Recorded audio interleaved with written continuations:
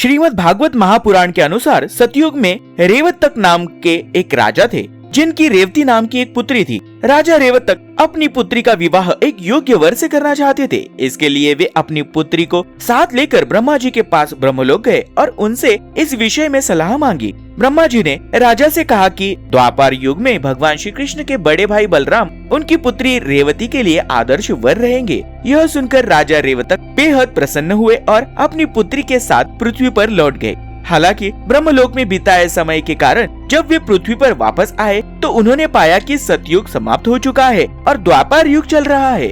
इससे राजा को बहुत आश्चर्य हुआ और वे इस परिस्थिति को समझने के लिए बलराम जी के पास पहुँचे। बलराम जी ने उन्हें समझाया कि ब्रह्मलोक में समय की गति पृथ्वी की तुलना में अलग है, जिसके कारण कई युग बीत चुके हैं। राजा रेवतक ने पूरी बात समझने के बाद बलराम जी से विनती की कि वे उनकी पुत्री रेवती से विवाह कर ले। बलराम जी ने उनकी प्रार्थना स्वीकार की और इस प्रकार बलराम जी और रेवती का विवाह संपन्न हुआ।